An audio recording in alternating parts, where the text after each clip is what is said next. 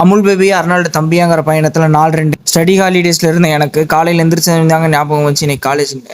So அன்போட அம்மா சமைச்ச 2 தோசையை சாப்பிட்டு காலேஜ் கிளம்பியாச்சு. பஸ்ஸில் போட்ட சுல்தானா பாட்டுக்கு வைப் பண்ணிட்டு அதே வைப்போட எக்ஸாம் எழுதி முடிச்சாச்சு. நம்ம ரெப்பு நம்மளை கேண்டீன் கூப்பிட்டு போயிட்டாங்க. உளுந்த விட எண்ணெய் அதிகமாக இருக்க வடையை சாப்பிட்டு கிளம்பியாச்சு. வர வழியில் ஒரே மனசங்கட்டம். உங்கள்கிட்ட நான் 75க்கு போகிறதா 80க்கு போகிறதான்னு கேட்டேன்.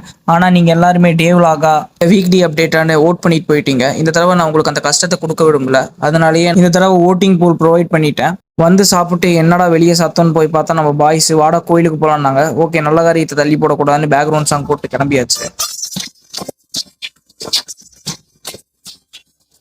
கையில் பூவை கொடுத்து ரோட்டில் நிற்க வச்சுட்டு போயிட்டாங்க. ஒரு வழியாக கண்டுபிடிச்சாச்சு.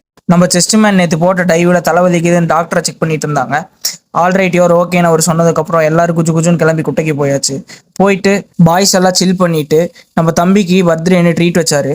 அப்படியே சாப்பிட்டு டீ டோட்டலுங்கிற ஒரே காரணத்துக்காக எல்லாரும் ஃபிஸ் அடிச்சுட்டு பக்கத்துக்கு மாற ஜிம்மை கட்டடிச்சு 3 மணி நேரம் பேசிட்டு வீட்டுக்கு வந்தாச்சு. முட்டையை சாப்பிட்டு மாதங்கள் ஆச்சுன்னு ஒரு 2 முட்டை தோசை போட்டு சாப்பிட்டு நாளை முடிச்சுக்கிட்டேன். தொடர்புலேயே இருங்க, மறக்காம ஓட் பண்ணிருங்க. அப்புறம் நாளைக்கு பார்ப்போம்.